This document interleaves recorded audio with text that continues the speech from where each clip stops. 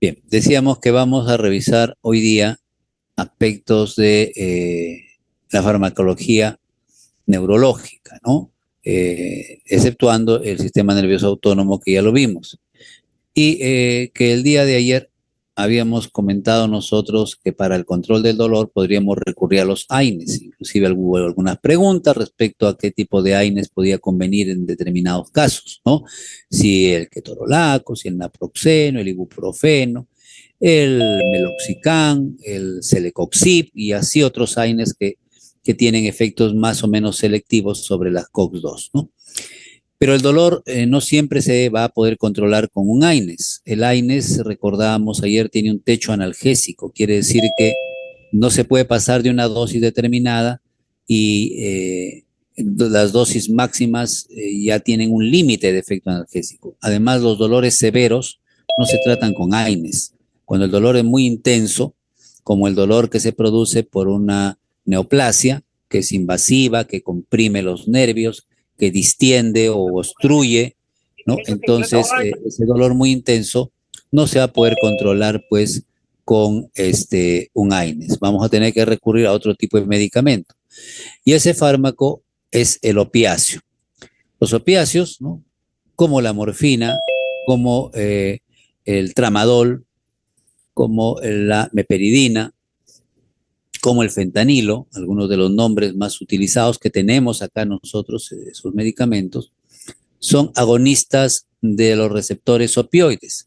Y los receptores opioides que tenemos son mu, kappa y sigma. El más importante es el receptor mu, que es el que figura en este momento en la diapositiva, ¿no? Es el más abundante, tanto en el sistema nervioso central como, tanto en el encéfalo, perdón, como en la médula espinal, ¿no? Tanto en las estructuras que están por encima de la médula como en la misma médula espinal, en las astas posteriores.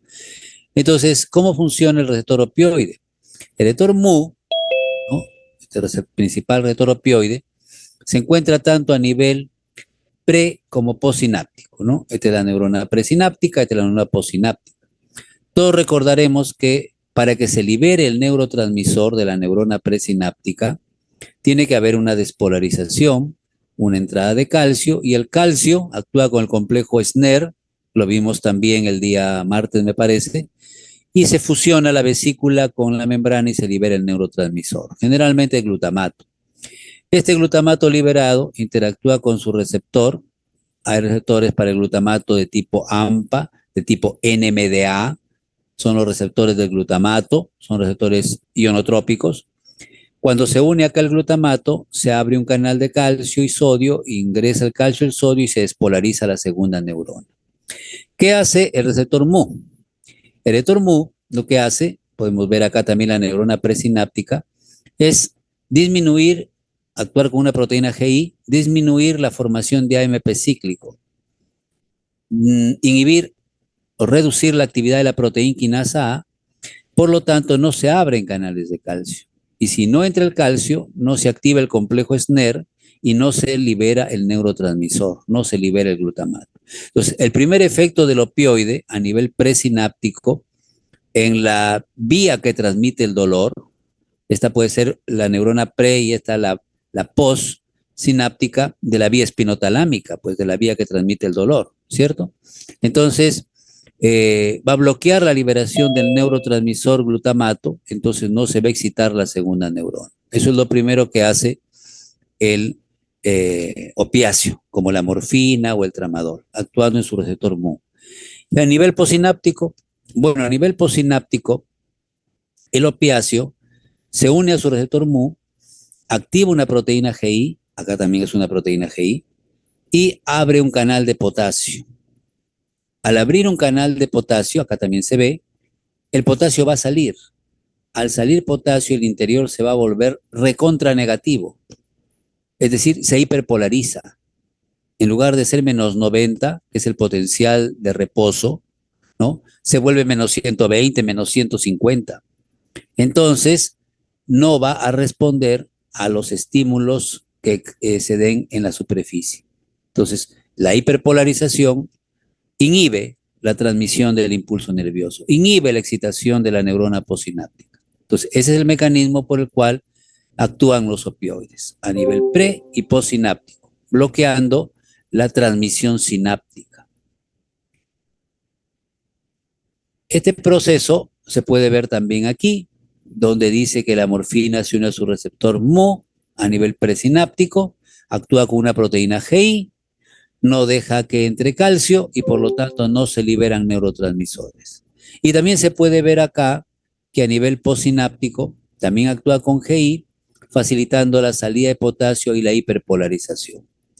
Hay, por supuesto, algunos cambios que se pueden producir a nivel transcripcional. Es posible que haya algunas modificaciones transcripcionales, pero lo más importante para la transmisión del impulso es esto, ¿no? La acción pre y postsináptica que tienen los opioides. ¿Qué funciones entonces tienen estos medicamentos? Lo que nos interesa más en este momento es que inhiben la sensación de dolor, bloquean la sensación de dolor, tanto a nivel supraespinal, es decir, en el encéfalo, ¿no? En la corteza, en el tálamo, como a nivel espinal. Lamentablemente también tienen algunos efectos nocivos. Los receptores Mu y los receptores sigma o delta para otros se encuentran también en el centro respiratorio del tronco cerebral y pueden ser deprimidos. Entonces, el que usa opioides puede tener depresión respiratoria, ¿no? Respira con mayor dificultad. Entonces, ese es un efecto adverso, ya no es un efecto beneficioso. También hay receptores Mu en el plexo mientérico del intestino y al actuar en este lugar van a reducir la actividad del plexo mientérico, o sea, no va a haber contracciones peristálticas. En otras palabras, producen estreñimiento. Es otro efecto que puede producir el receptor Mu. Igual sucede con la vejiga, donde puede relajarse un poco el detrusor y va a haber cierto grado de retención urinaria. Importante lo que sucede más con la conducta. Mucha gente usaba antiguamente el opioide tipo codeína, que es un opioide que era de venta libre, ahora está más controlado, ya casi no hay. Tomaba codeína sin necesidad. ¿Por qué? Porque los opioides producen euforia. Euforia es una sensación de alegría exagerada, ¿no? Con cierta sensación de bienestar. Es decir, hay receptores Mu y también kappa, que son el otro tipo de receptores opioides, en la corteza cerebral y en el sistema límbico. Entonces, cuando se usan opioides sin necesidad, o sea, sin que haya dolor en la persona que no tiene ninguna molestia, con la finalidad de drogarse, como decimos comúnmente, se experimenta sensaciones de euforia, de bienestar. Algunos dicen que hasta de placer, ¿no? Pero también pueden haber sensaciones de incomodidad, ¿no? Y alucinaciones. Son parte de las acciones que se producen en la corteza y el sistema límbico. Y el uso prolongado va a hacer que la persona se vuelva dependiente del medicamento. O sea, si no lo consume, va a sentirse mal, va a transpirar, va a tener sensación de ahogo, ¿no? Mareos, un malestar, porque necesita el medicamento, ¿no? Esa dependencia es una consecuencia del uso de los opioides. En la parte inferior de la tabla están algunas clasificaciones de los opioides y ven que hay términos que dice agonista, completo, parcial, antagonista. Por eso nosotros revisamos en la primera reunión estos términos, pues, ¿no? Ya hemos discutido qué significa un agonista y ayer en antihistamínicos vimos agonista inverso, ¿no? ¿Te acuerdan? Agonista inverso. Bueno, ¿qué nos interesa en este momento recordar? Que la morfina es el más antiguo probablemente de los opioides que se usan como medicamentos, es un agonista puro o completo, ¿ya? De manera que tiene efectos pues intensos. La codeína, que se usaba para la tos, todavía hay por ahí algunos preparados de codeína, pero están controlados porque era de venta libre. Y como les digo, alguna gente para drogarse compraba su jarabe de codeína y se lo tomaba, pues, ¿no? Sin necesidad. A veces se le iba la mano y se le deprimía la respiración. Y llegaba al hospital medio inconsciente y respirando con dificultad, ¿no? La codeína en el cuerpo, el hígado lo transforma en morfina. Entonces, al final, al tomar codeína, una parte por lo menos se convertía en morfina y deprimía la respiración. La heroína es una droga, no es un medicamento, ¿no? La heroína, pues, es de origen asiático, se obtiene de la amapola, en fin, es un opioide, pero se usa solamente como droga, no tiene uso como medicamento. Así como la cocaína, igual.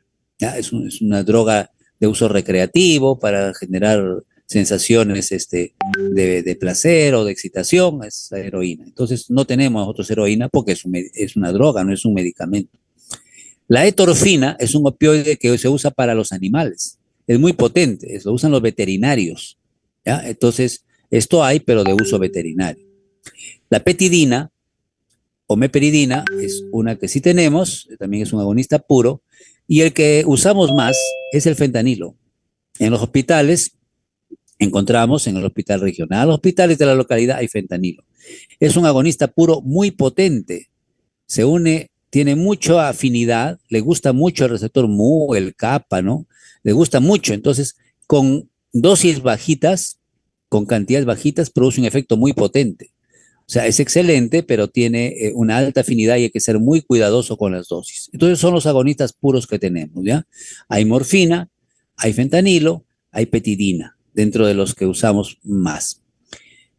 Agonistas que también pueden actuar como antagonistas, la pentazocina, pero ya casi está desaparecida, entonces no la vamos a mencionar mayormente. Y este es interesante, un agonista parcial. ¿Cuál es la diferencia entre un agonista puro y un parcial? Dijimos que el parcial se une a formas activas, pero también un poquito a las inactivas del receptor. En cambio, esto solamente se une a formas activas. Eso quiere decir que esto es menos potente, produce menos respuesta. Buprenorfina es un agonista parcial, se usa en parches.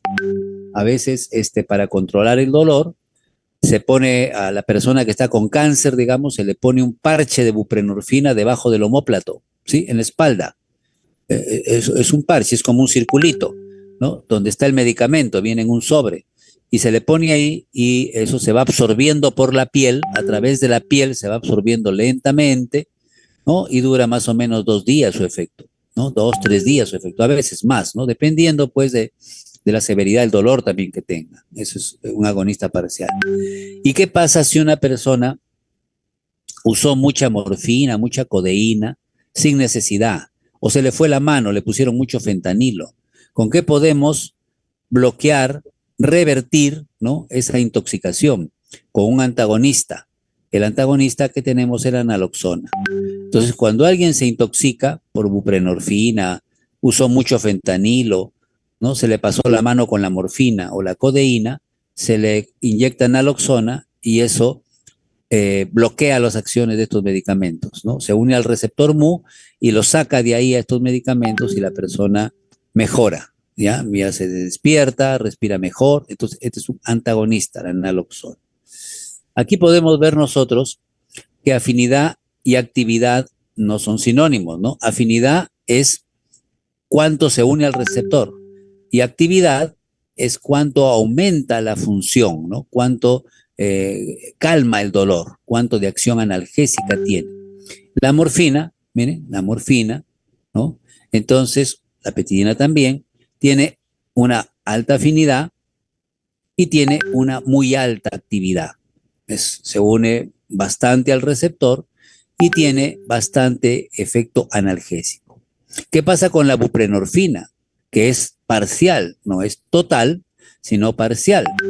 Tiene más afinidad inclusive que la morfina, o sea, se une bastante al receptor, pero solamente corrige un poco el dolor. Tiene menos actividad. ¿Por qué? Porque se une a receptores activos y un poco también a inactivos, ¿no?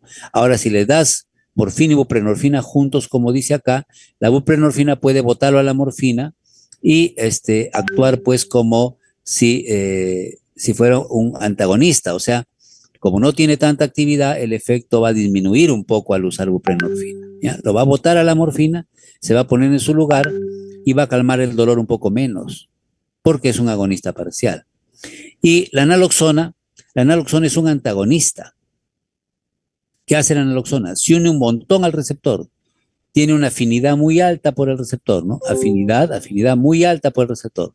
Pero tiene actividad cero. No hace nada. O sea, solamente lo bota a los otros del receptor. O sea, se usa en los casos de intoxicación. Si se intoxicó a alguien por morfina o buprenorfina, se le da naloxona para que lo saque a los otros del receptor y reduzca los efectos tóxicos, ¿no? Revierta los efectos tóxicos que está produciendo el otro medicamento. Acá hay una lista de los analgésicos narcóticos, ¿no? O sea, los que son de tipo opiáceo. Ahí está la morfina y la buprenorfina, también la codeína que le hemos mencionado. Esto ya no tenemos prácticamente. Sí hay meperidina, sí se usa bastante el fentanilo y algunos de sus análogos, ¿no? Y el tramadol. Interesante el tramadol porque el tramadol es el único opiáceo prácticamente, ¿no? El único de esta familia que se vende sin una receta especial. ¿Qué quiere decir eso? Cuando una persona tiene cáncer, el médico que le va a recetar estos medicamentos tiene una receta que está controlada por ley. Estos medicamentos están controlados por ley, no se pueden, cualquier médico no los puede recetar. ¿Por qué? Porque son drogas, ¿no? Porque se usan como droga, así como la cocaína. Entonces, aparte que son un poco peligrosos, ¿no? Entonces, estos medicamentos están regulados, controlados por la ley y requieren una receta especial. El único que se puede, que cualquier médico puede recetar es el tramadol. Y hay uno parecido al que se llama tapentadol. Esos son los únicos que pueden recetarse normalmente, ¿no? Que te venden en cualquier farmacia. Pero estos medicamentos de aquí, morfina, codeína, ¿no? Meperidina, fentanilo, codeína también, ya, pero no hay casi. Morfina, meperidina, fentanilo, ¿no? Son fármacos controlados por la ley, que solamente se venden con recetas especiales. Entonces, ¿cuáles son los efectos más importantes que hay que recordar de los opioides? La analgesia, la reducción del dolor, que lo produce en el sistema límbico, ¿no? Y que pueden hacerlo también a nivel de receptores NMDA, también son receptores para el glutamato. Pero el principal efecto es la analgesia, sobre todo a nivel del sistema límbico. Cuando la persona que usa el opioide no tiene dolor, lo usa como droga, hay una sensación de placer que se dice que se parece al orgasmo, pero no localizado en los genitales, sino a nivel abdominal. Entonces es una sensación por la cual la gente, algunas personas, ¿no? Usan los opioides sin necesidad, los consumen como drogas, como si fueran cocaína, buscando esta sensación de placer, ¿no? Entonces eso es una característica del opioide. Deprime la respiración, actúa en los quimiorreceptores, sobre todo para el CO2. También disminuye la tos. En realidad la codeína es un antitusígeno potente, bloquea el centro de la tos. Entonces, el uso de la codeína, más que como analgésico, es como antitusígeno. Pero, pues la gente compraba, como les decía, los frascos de codeína y los tomaba, ¿no? Tomaba el jarabe de codeína y se drogaba, ¿no? Entonces, ya no se usa mucho por ese efecto o por ese uso nocivo que tiene, ¿no? Después, pueden producir náuseas y vómitos. Los opioides estimulan la zona quimiorreceptora. Entonces, el que usa tramadol, el que toma tramadol, a veces presenta náuseas, pues, ¿no? Por esta estimulación del área quimiorreceptora. Se puede reducir un poco este efecto cuando se usan fármacos de liberación prolongada, o sea, que se absorban lentamente, o si se va a inyectar el tramadol, ponerlo subcutáneo, no ponerlo directo a la vena, sino subcutáneo. ¿Para qué? Para que se absorba lentamente. La idea es que la absorción lenta puede reducir un poco las náuseas y los vómitos. Una señal de que una persona está intoxicada por opioides es que respira con dificultad y sus pupilas están mióticas. O sea, los opioides, como si fuera acetilcolina, produce contracción pupilar. La pupila se vuelve chiquita, ¿no? Una miosis. Es una señal de que el paciente puede estar usando opioides. Disminuyen la motilidad del tubo digestivo, pueden liberar algo de histamina, produciendo vasodilatación. Con el tiempo hay tolerancia. ¿Qué quiere decir tolerancia? Que los receptores, si son expuestos durante mucho tiempo al medicamento, ya no hacen caso, se desensibilizan. Eso quiere decir de que la persona tiene que aumentar las dosis. O sea, un paciente con cáncer que recibe morfina, puede empezar con 10 miligramos, digamos, ¿no? Al mes necesita 20. A los 3 meses necesita 50, ¿no? Y si sigue vivo todavía al año usando morfina, puede necesitar 100 miligramos. O sea, conforme pasa el tiempo necesita más dosis, como que se vuelve resistente el paciente. Esto se debe a que los receptores no responden cuando están expuestos mucho tiempo al medicamento, no responden. Y por supuesto hay una dependencia, ya dijimos que si se suspende el medicamento, entonces hay sensaciones de asfixia, de náuseas, de malestar general que se presentan con estos fármacos.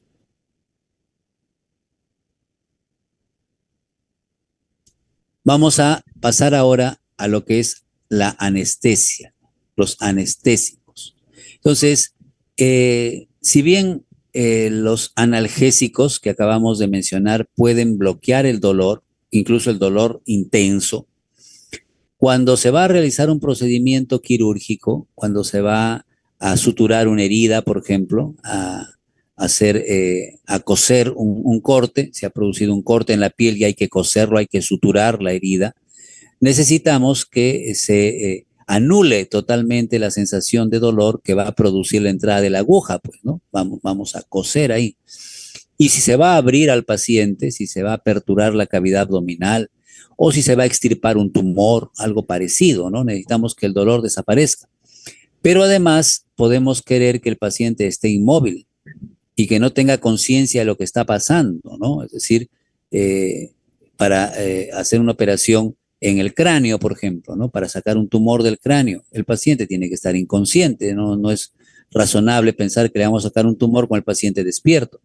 Entonces, para estos procedimientos que requieren pérdida de la sensibilidad total, completa, ¿no? Analgesia total, eh, o que además requieren, y que además requieren alteración de la conciencia, disminución de los reflejos, ¿no? Que no se mueva, que no se sacude el paciente, que no reaccione con algún reflejo y que esté totalmente quieto para que se pueda operar adecuadamente, se usan anestésicos.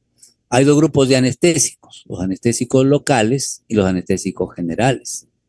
Entonces vamos a hablar primero de anestésicos locales. Por definición, un anestésico local bloquea la sensibilidad solo en una región, ¿no? Puede bloquear la sensibilidad y también puede bloquear el movimiento y los reflejos, pero la persona está despierta. Por eso se llama justamente anestesia local, porque no siente, digamos, en su mano, ¿no? O en su pierna o en su pie, no siente, los reflejos disminuyen, ¿no? No va a haber reflejo rotuliano, no va a haber movimiento, ¿no? En la pierna, si quieren, en el pie, pero solo en esa zona. Y además la persona va a estar despierta. Entonces, por eso se llama anestesia local. Los anestésicos locales actúan con más intensidad en las fibras amielínicas que en las fibras mielínicas. Entonces, las primeras en ser afectadas, las fibras nerviosas, son las fibras amielínicas de tipo C, que transmiten el dolor lento, ¿no? Entonces, la transmisión del dolor se realiza por dos tipos de fibras nerviosas, la fibra de tipo C y la fibra de tipo A delta. Las fibras de tipo C son amielínicas. Como no tienen vaina de mielina, ¿no? La conducción es más lenta, pues, ¿no? Pero el dolor que transmiten es un dolor difuso, mal definido, dolor sordo, también llamado dolor lento. Eso es parte de lo que se revisa a veces en fisiología o fisiopatología. En cambio, las fibras de tipo A delta son fibras mielinizadas, por lo tanto la conducción del dolor es más rápida, ¿no? Aquí avanza medio metro por segundo, aquí avanza hasta 30 metros por segundo, entonces la conducción es más rápida. Y transmiten el dolor rápido, dolor localizado. El dolor de un cólico menstrual, ¿no? Las damas tienen a veces pues cólico menstrual. Claro, es en la parte baja del abdomen, a veces inclusive se irradia las caderas, pero no puedes señalar el sitio del dolor con un dedo, ¿no? Es, señalas una área, dices, me duele abajo, no tengo un cólico intestinal o menstrual, es un dolor eh, difuso, es un dolor mal localizado o no bien localizado, más lento, cólico. En cambio, el dolor de un hincón, como cuando te ponen la vacuna, ¿no? O te hincas con una aguja, ese dolor es un dolor rápido, bien ubicado, bien definido, ¿no? Está relacionado con la piel, ¿no? Entonces, esos son los tipos de dolor. Decíamos que los anestésicos locales actúan primero en las fibras que no tienen vaina mielina. Primero bloquean el dolor lento y después bloquean el dolor rápido. Y luego ya pueden bloquear las sensaciones de tacto y luego pueden bloquear el movimiento, ¿no? O sea, eso puede suceder, ¿ya? Pueden bloquear a todas las fibras, ¿ya? Pero primero actúan en las de tipo C. Aquí tenemos el canal de sodio dependiente de voltaje. El canal de sodio dependiente de voltaje sabemos que tiene dominios, tiene 4 dominios, esta es la subunidad A, ¿no? Hay subunidad también beta, ¿no? Pero la subunidad alfa es la que tiene los dominios, es la principal.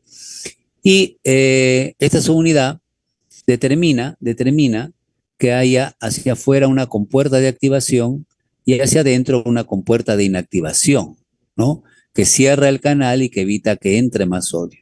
Entonces, se abre la compuerta de activación que es externa, ¿no? Y comienza a fluir el sodio.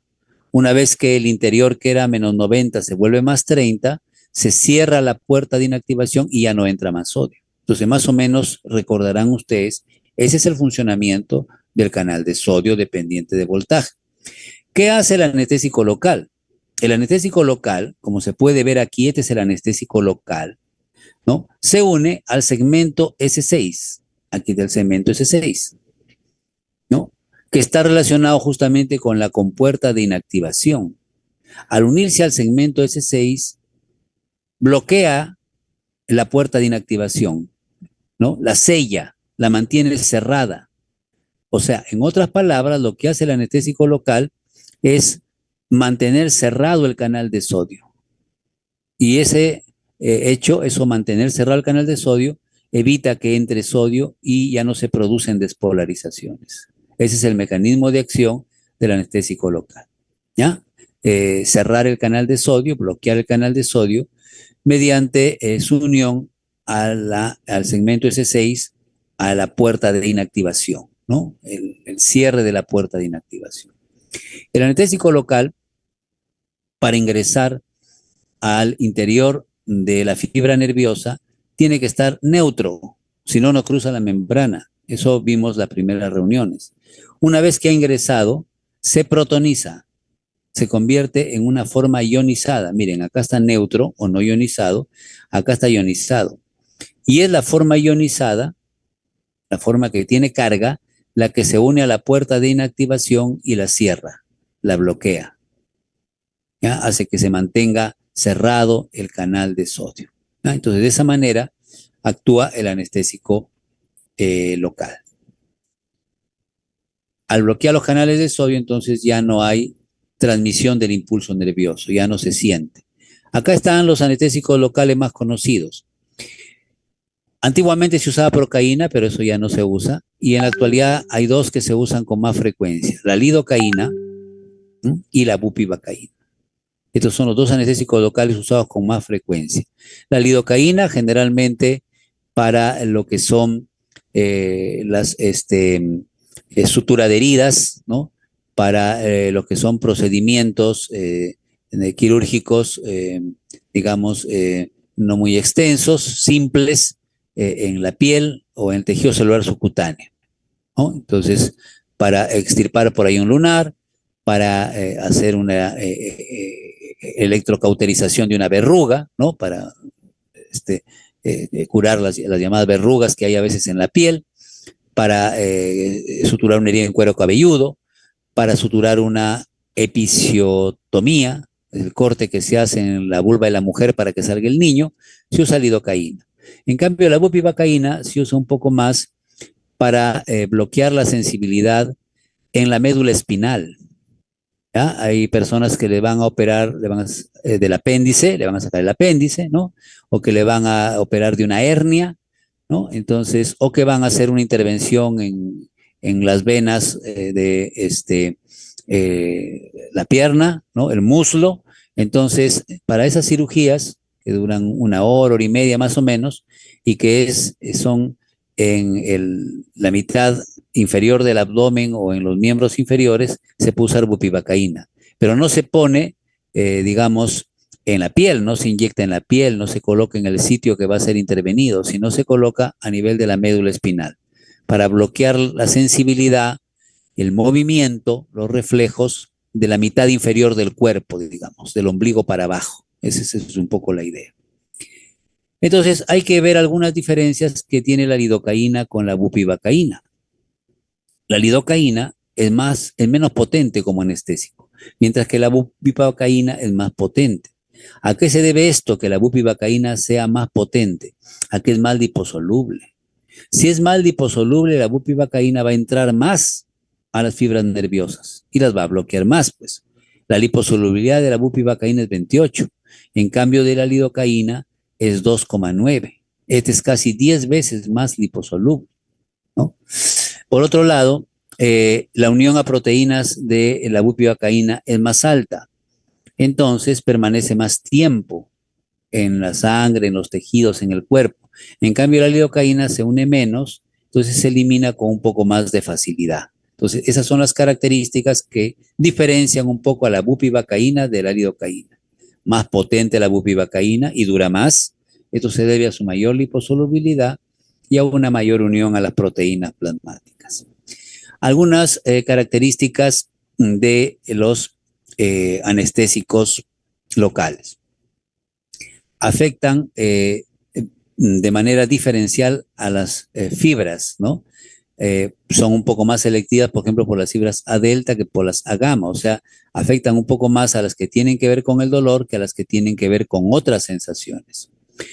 Hacen una inhibición que puede ser sostenida o puede ser por fases. ¿De qué depende eso? De la lesión tisular. A ver, les pongo un ejemplo para que me entiendan y así también nos cansamos un poco menos. Si nosotros queremos sacar un lunar o a alguien no le gusta un lunar que tiene, ¿no? Tiene un lunar, qué sé yo, en la cara que no le gusta y quiere sacarlo. Se va a colocar anestesia antes de sacar el lunar, pero no va a, el efecto va a demorar un poco y capaz no sea tan bueno al principio. ¿Por qué? Porque el tejido está sano. El lunar es simplemente una estructura ahí que no produce daño, que está ahí, no te gusta, pero estás inyectando el anestésico en un tejido que no está dañado. Entonces el efecto puede demorar un poco y no ser tan bueno, porque no hay ningún daño en el tejido. Imagínate en cambio de que has estado pues haciendo ahí algunos trabajos y sin querer te has cortado, ¿no? Un corte grande en la mano o en el brazo, un corte accidentalmente, un corte con un cuchillo. Ahí hay lesión. Cuando te van a suturar esa herida que te has cortado, entonces como el tejido está lesionado, los nociceptores están funcionando, los canales de sodio están funcionando constantemente, por eso te duele. Entonces el anestésico actúa mejor, dicen, coge mejor. Algunas personas que no son médicos obviamente dicen, no le cogió la anestesia. Sí le cogió la anestesia, ¿no? ¿Cómo es eso que le cogió la anestesia? Quiere decir que sí le hizo efecto la anestesia o no le hizo mucho efecto. Entonces, cuando no hay daño, cuando te ponen la anestesia, como les decía, para sacarlo un lunar, ¿no? Ahí no hay daño. Te están inyectando ahí la anestesia sin que haya ningún daño en el tejido, como que demora más el efecto y la acción es un poco menor. ¿Por qué? Porque los nociceptores no están funcionando. Los receptores del dolor no están funcionando, porque no hay dolor, pues, no hay daño. En cambio, cuando el tejido está dañado, un niño jugando se cayó y se rompió la cabeza, dicen, la cabeza no se rompió, se produjo una herida en el cuero cabelludo, ¿no? Y comienza a sangrar, el cuero cabelludo sangra mucho. Hay que suturarlo, ¿no? Lo llevan al hospital, hay que coserlo eso, hay que poner anestesia local, lidocaína.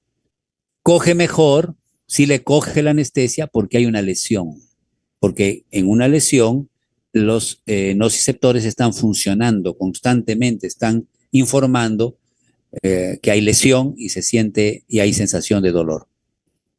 Pueden actuar en otros receptores, ¿ah? No solo en los canales de sodio, pueden bloquear receptores NMDA, receptores de bradicininina, neuroquinina, receptores nicotínicos. Entonces, el sitio principal de acción del anestésico local es el canal de sodio dependiente de voltaje. Perdón, un segundo voy a contestar una llamada.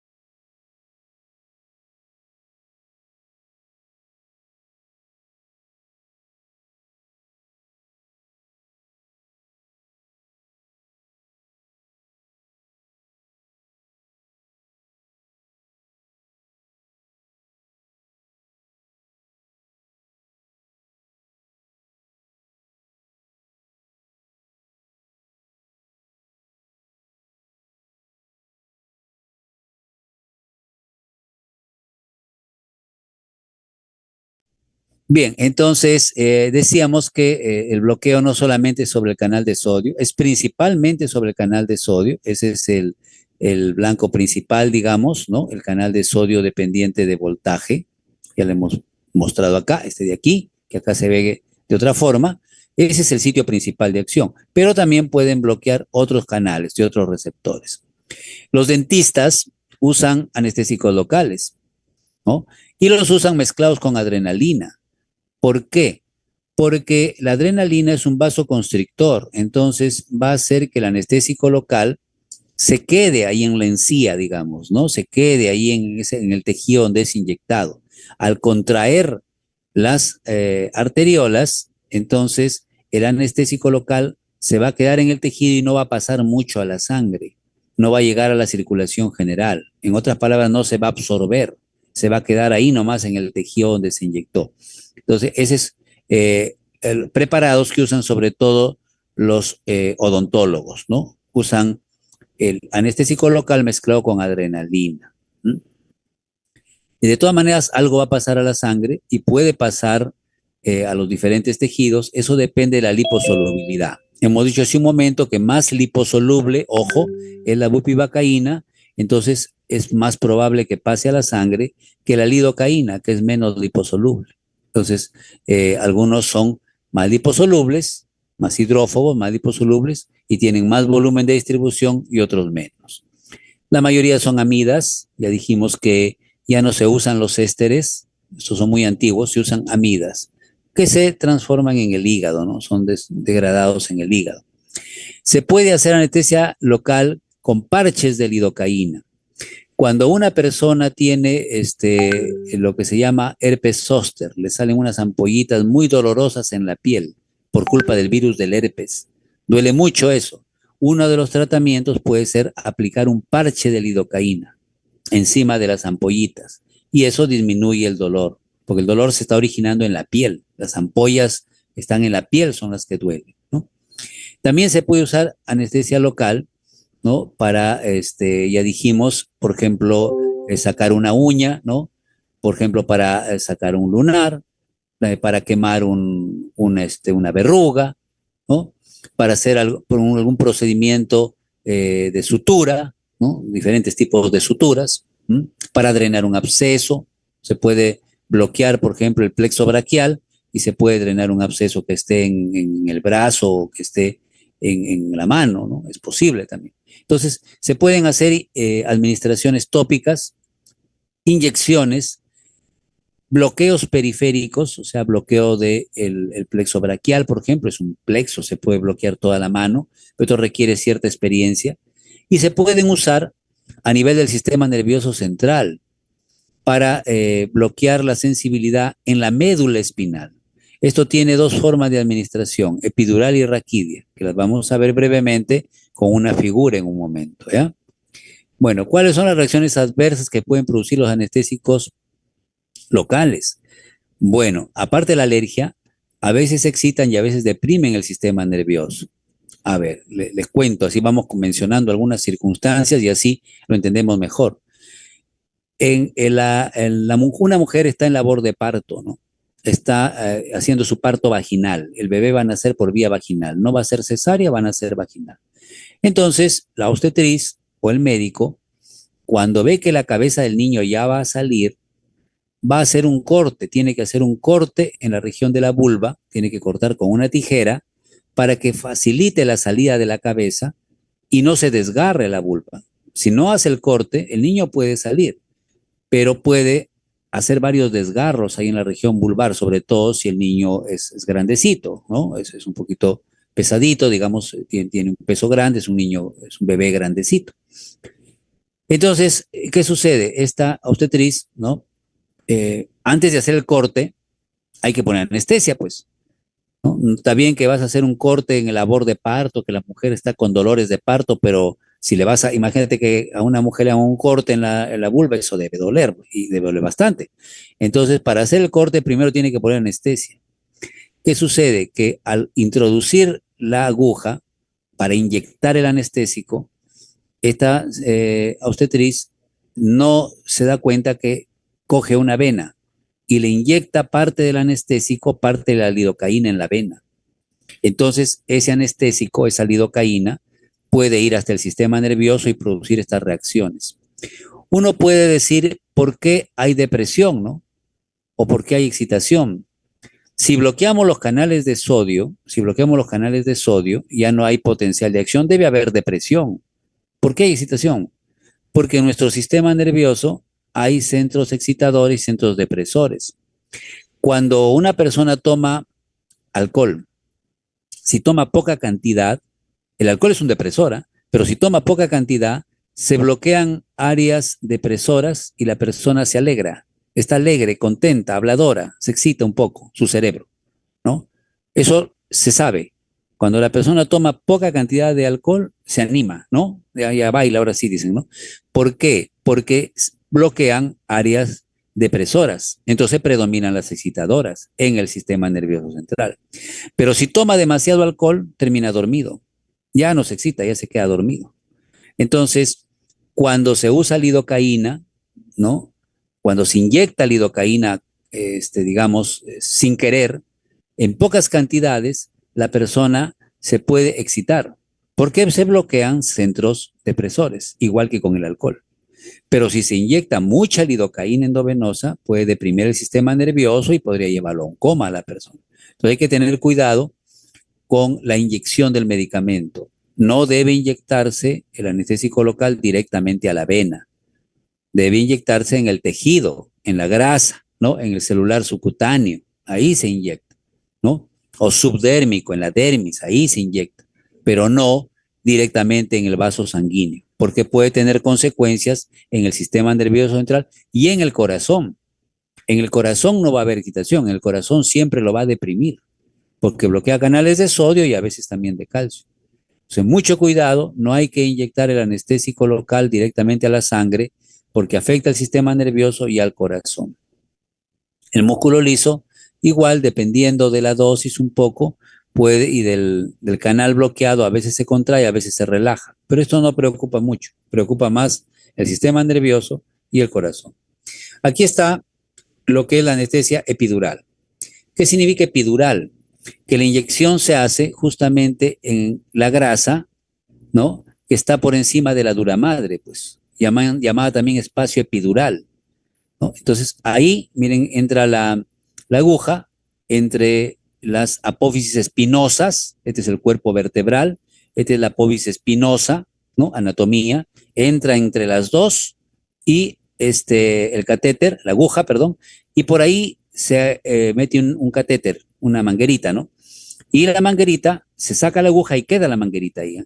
Se saca la aguja solamente sirve para llegar al espacio epidural y queda el catéter y el catéter, por el catéter se hace salir, se coloca la bupivacaína. Entonces la bupivacaína va a difundir en la grasa y en el espacio subaracnoideo, ¿no? Y va a bloquear a los nervios que salen y llegan a la médula espinal. La médula espinal está más arriba. Acá está la cola de caballo, el cono medular, qué sé yo. La médula espinal está por acá.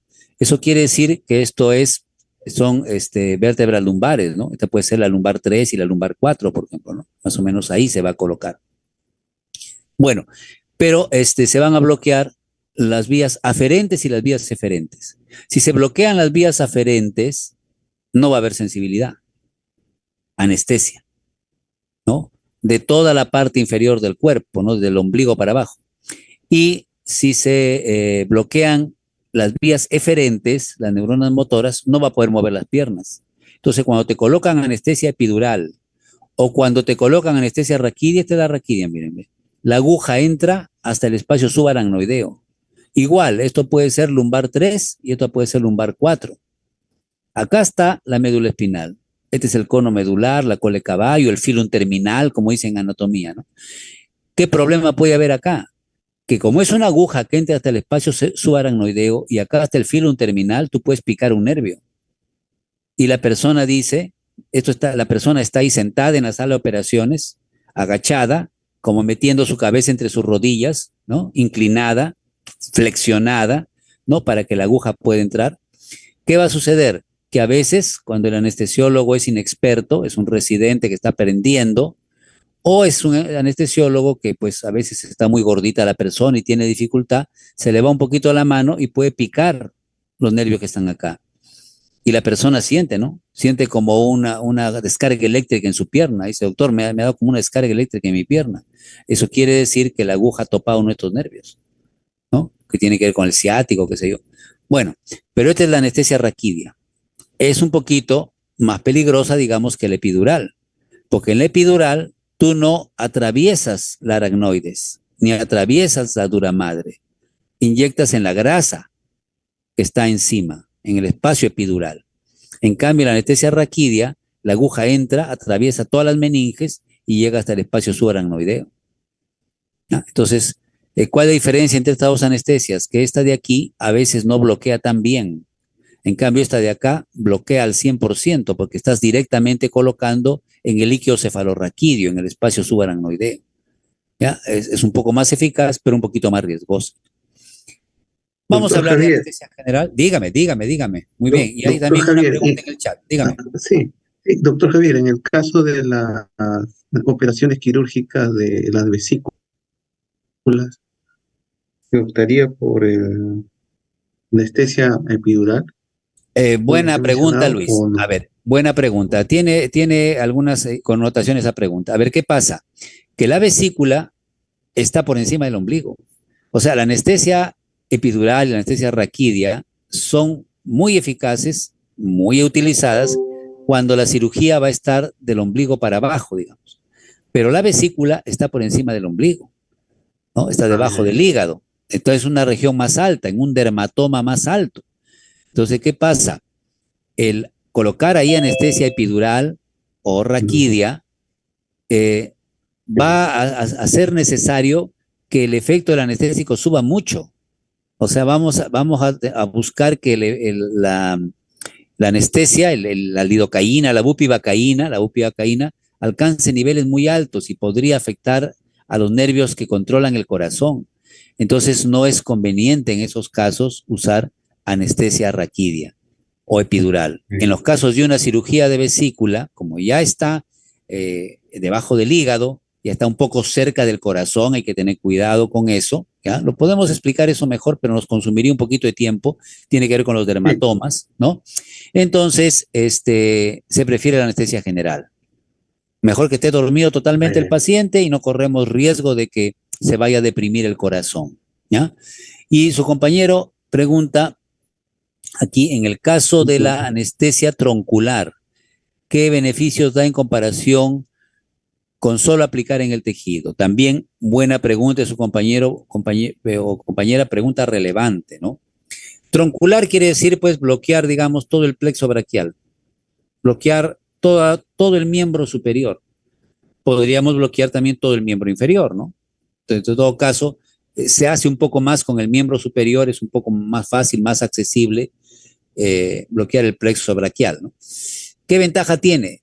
De que vas a insensibilizar todo el miembro superior, pero además no se va a mover, ¿no? O sea, el movimiento va a estar limitado y el tono muscular va a estar disminuido. Entonces, esa sería la ventaja. ¿Cuándo es útil este tipo de anestesia local? Cuando tienes que hacer, por ejemplo, un procedimiento óseo o articular que va a tomar tiempo, que vas a corregir una fractura, bueno, eso ya lo hará más bien el traumatólogo, ¿no? Entonces, en esas circunstancias funciona mejor. Cuando tiene el procedimiento es extenso, por ejemplo, no vas a tener que sacar un lunar nomás que está en la mano, sino que vas a tener que corregir fracturas o arreglar luxaciones, fue un accidente de tránsito, se chancó la mano con una máquina, qué sé yo, y tienes que hacer varios procedimientos en toda la mano o inclusive en el antebrazo, entonces no le vas a inyectar pues en cada dedo, en el dorso de la mano, en la palma de la mano, en la muñeca, está inyecte, lo vas a intoxicar. Es más razonable bloquear el plexo, hacer troncular, como dice su compañero, y entonces con eso reparas los traumatismos, las fracturas, las luxaciones, las heridas extensas que tiene en todo el miembro superior. Entonces, un poco el tipo de procedimiento es el que hace más beneficiosa la anestesia troncular? Es buena pregunta. Vamos a ver ahora lo relacionado con anestesia general y luego de eso hacemos un breve paréntesis para que descansen un poquito y continuamos con los otros dos temas relevantes del día de ahora, ¿ya? Entonces, anestesia general por definición quiere decir que la persona ya no va a estar despierta, está inconsciente. Está dormida, dice la gente, ¿no? Bueno, no podemos decir que está inconsciente, no está consciente. Hay una pérdida de conciencia. No hay sensibilidad, ¿no? No tiene, hay analgesia, no siente el dolor, luego se corta y no siente dolor, hay una analgesia. Hay pérdida del movimiento, no tiene movimiento, no se puede mover voluntariamente, no está inmóvil, no tiene movimiento. El tono muscular también está disminuido, ¿no? Los músculos están más relajados y no hay reflejos o hay reflejos pero mínimos, ¿no? Los reflejos están casi anulados. Entonces, eso es la anestesia general, un estado de inconsciencia donde además no hay movimiento, no hay sensibilidad, pocos reflejos, hipotonía muscular. Esa es la característica de anestesia general. Acá vemos en la diapositiva dos de los mecanismos más importantes de la anestesia general, que es la potenciación de los receptores GABA, ¿no? Se aumenta la actividad del receptor GABA-A, ¿no? La actividad GABAérgica. ¿Para qué sirve el receptor GABA? Para facilitar la entrada de cloro. Cuando entra cloro, la neurona se inhibe, la neurona se hiperpolariza porque está entrando una carga negativa. Todos sabemos que cuando entra sodio se despolariza, potencial de acción, porque están entrando cargas positivas. Obviamente, si entra cloro, en lugar de despolarizarse, en lugar de que haya potencial de acción, se produce una hiperpolarización. Se vuelve acá adentro recontra negativo, entonces se bloquea. La neurona no funciona, está inhibida.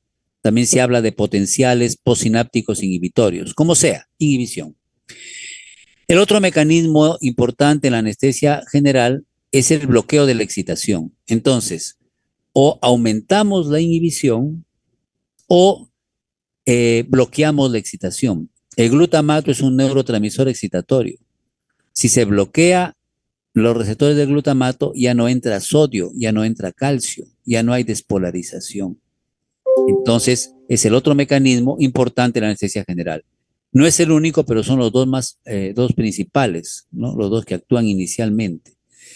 Podemos ver entonces que el objetivo en la anestesia general es bloquear la excitación, ¿no? Bloquear lo que tiene que ver con la excitación, ¿no? La despolarización, y aumentar la inhibición, aumentar la actividad del GABA, ¿no? Y bloquear la actividad del glutamato o de la acetilcolina, ¿no?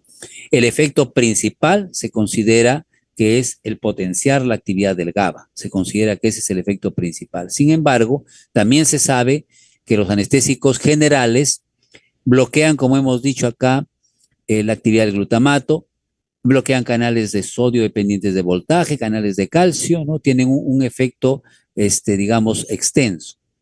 Aquí vemos qué es lo que hacen nuestros anestésicos generales, entonces. Miren, dicen que bloquean los canales de sodio dependientes de voltaje. También bloquean los canales de calcio dependientes de voltaje. E inclusive bloquean al complejo SNER.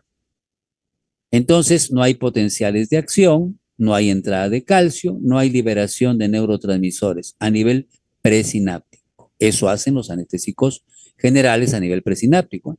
Bloquear el sodio, bloquear el calcio, inhibir al SNER para que no se libere el glutamato.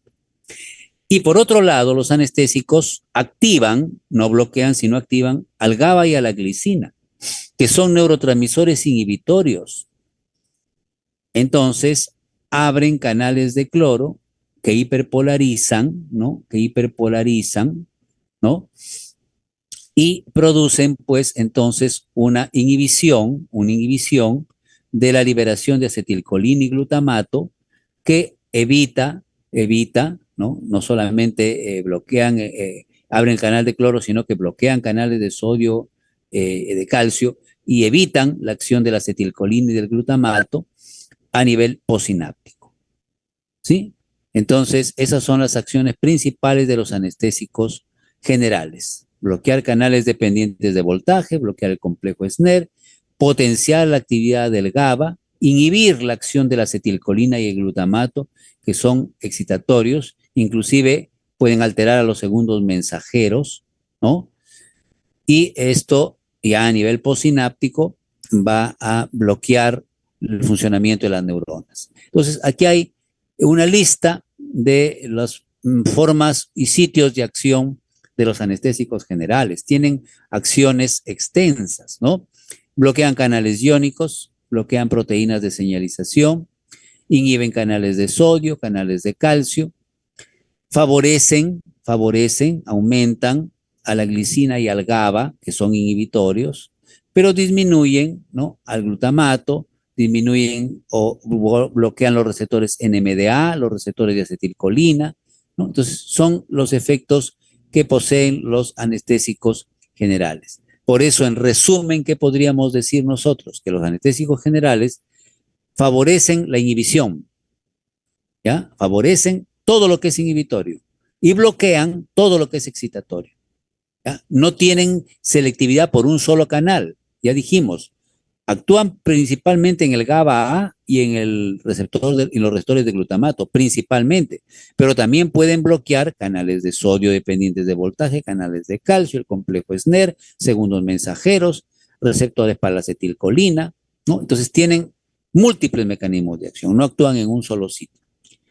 Lo primero que sucede cuando te aplican un anestésico general es que va a haber amnesia, o sea, no te vas a acordar qué ha pasado, es lo primero. Esto sucede cuando en el alveolo las concentraciones recién empiezan a aumentar. El anestésico local generalmente es un vapor o un gas anestésico, se administra por una máscara o por un tubo que va a la tráquea. Esa es la forma habitual de administrar. Entonces, para que actúe el anestésico local, tiene que llegar al alveolo, tiene que alcanzar una concentración alveolar mínima. CAM significa concentración alveolar mínima. Entonces, el anestésico general frecuentemente es un vapor, ¿no? Es como un gas que se administra por una máscara o un tubo endotraqueal. A ver, un ratito, vamos a poner acá. Ya, pedían nuevamente el formulario de Google Forms, ya lo reenviamos. Bien, decíamos entonces que al administrarse por vía inhalatoria, por vía aérea, con una mascarita o con un tubo, lo primero que va a pasar con el paciente cuando comienza a aumentar la concentración en el alveolo, dije acá la concentración es 0,25, después 0,5, 0,75, concentración alveolar. Lo primero que aparece es que todavía está despierto, pero si en ese momento le quitamos el anestésico, no se va a acordar qué ha pasado. Lo primero que se trastorna es la corteza cerebral y las funciones nerviosas superiores, la memoria, ¿no?, la amnesia. Si sigue aumentando la concentración alveolar, ya llega a la inconsciencia, ya pierde la conciencia, ¿ya? Entonces ya no está consciente. Y si sigue más aumentando la anestesia, entonces va a afectar el encéfalo, pero también la médula espinal, y va a haber inmovilidad. Se va a perder el movimiento, se va a perder la sensibilidad, se van a perder los reflejos. Entonces, conforme va aumentando la concentración en el alveolo, van haciéndose más marcados los efectos del anestésico general. Mire, acá hay dos anestésicos generales, ¿no? Uno es el desflurano y otro es el propofol. Son dos anestésicos generales. A pesar de que son de grupos químicos diferentes, este es un vapor y este es una sustancia que se inyecta, ambos, tanto el desflurano como el propofol, ocupan lugares parecidos en los canales, digamos que este es un canal de sodio dependiente voltaje, ocupan un lugar parecido y ejercen un bloqueo, ¿no? No dejan que entre el sodio, por ejemplo, o no dejan que entre el calcio. Entonces, esa es la característica de los anestésicos generales. Son de familias diferentes. Algunos son vapores, otros son inyectables, pero a pesar de que son diferentes, tienden a ubicarse en el mismo sitio y a bloquear el canal o los mismos canales o las mismas funciones. ¿Ya? Esa es una característica de los anestésicos generales. Aquí está lo que decíamos. Para administrar el anestésico general se requiere un aparato, son aparatos de anestesia, donde el anestésico se va a convertir en vapor. Los anestésicos generales vienen como líquido, generalmente o habitualmente es así. Se convierten en vapor, acá hay una bolsa, acá hay oxígeno, entonces se administran junto con oxígeno, no se administran puros, pues si administra puro el anestésico local, te mueres, pues, ¿no? Tiene que administrarte con oxígeno. Esta máscara va a cubrir la nariz y la boca y la persona comienza a respirar el anestésico mezclado con oxígeno para que pueda seguir viva, mezclada con oxígeno. Va a pasar a la sangre, no, va a pasar al alveolo primero, después va a pasar a la sangre, va a llegar al corazón y va a llegar finalmente al cerebro, ¿no? Se va a distribuir por todo el organismo, pero va a llegar al cerebro, que es donde debe actuar. Hay dos conceptos en anestésicos locales que son importantes y los vamos a comentar de manera simple para ir haciendo ya un pequeño paréntesis. Es el coeficiente de partición sangre-gas y el coeficiente de partición aceite-gas. ¿Qué significan en términos concretos? Cuando se usa un anestésico general, como hemos dicho, va a llegar a la sangre, ¿no? Va a llegar al alveolo y va a pasar a la sangre. Y la sangre lo va a llevar hasta el cerebro. Debe tener poca solubilidad en la sangre. Eso significa coeficiente de partición sangre-gas. Quiere decir que el anestésico inhalatorio, el vapor, el gas anestésico, debe ser poco soluble en sangre. No debe disolverse en la sangre. ¿Por qué? Porque si se mezcla con la sangre, no se va a soltar fácilmente cuando llegue al cerebro y va a ser difícil que produzca una anestesia buena y una anestesia rápida. En pocas palabras, el anestésico inhalado no se debe combinar con la sangre, no se debe mezclar, solamente lo debe usar como un transporte. Yo a veces les digo a los jóvenes, ustedes cuando se van a movilizar a la universidad o a su casa, ustedes toman un micro a veces, ¿no? Un taxi, bueno, un micro. Se suben al micro. Ustedes no se mezclan con el asiento, ¿no? Ustedes no se abrazan al asiento, se anudan al asiento, ¿no? No se combinan con el asiento, ¿no? Por último, a veces ni se sientan, están parados, solamente lo usan como transporte. Así igual, el anestésico general no se debe mezclar con la sangre, solamente lo debe usar como transporte. Así, cuando llegan a su destino, cuando llegan a su casa, se bajan rapidito, pues, se bajan rápidamente. Así igual, el anestésico general no se debe mezclar con la sangre para que cuando llegue al cerebro actúe rápidamente, ¿correcto? Ahora, ¿cuál es el otro coeficiente de partición? El coeficiente aceite-gas. ¿Qué significa esto? Que el anestésico local tiene que ser liposoluble, pues, para que pueda penetrar al sistema nervioso central. Cuanto más liposoluble sea, por eso se llama aceite-gas, más rápido va a actuar, más potente va a ser. Entonces, estos son dos de los coeficientes de partición importantes que tienen los anestésicos generales, ¿ya? El sangre-gas no debe mezclarse con la sangre y el aceite-gas debe ser liposoluble. Acá hay un ejemplo del coeficiente aceite-gas. Cuando un anestésico general es muy liposoluble, va a actuar con concentraciones bajitas. Cuando no es liposoluble, va a necesitar concentraciones más altas. Entonces, es de importancia el coeficiente de partición aceite-gas. Más liposoluble, actúa con concentraciones más chiquitas, ¿no? Menos liposoluble, actúa con concentraciones, pues, más grandes, ¿no? Con concentraciones más grandes, ¿sí? Acá es 1000 veces más liposoluble que acá, ¿no? Que acá. Este es más liposoluble, concentración más bajita. Menos liposoluble, concentración más alta. Esa es un poco la idea. La anestesia tiene etapas, ¿no? La anestesia tiene etapas y esas etapas son 4. La primera etapa es pérdida del dolor, amnesia, todavía recién está empezando. La segunda etapa es la persona comienza a excitarse, a agitarse un poco y pierde la conciencia. La tercera etapa ya está inconsciente y sin reflejos. Esto tiene cierta utilidad práctica. En las películas, ¿no? En las novelas, qué sé yo, a algunos les gusta ver novelas, películas, qué sé yo, se ve que quieren violar a la chica, ¿no? La quieren violar a la chica. Entonces, llega el violador y tiene una gasa, tiene ahí un trapo donde ha echado anestesia y le tapa la nariz y la boca. Y la chica se agita, se mueve y ya después se queda quieta, ya el violador va a aprovechar o la van a secuestrar, no sé qué cosa va a pasar. Eso se ve siempre en las películas. Entonces, eso tiene que ver con esto, pues.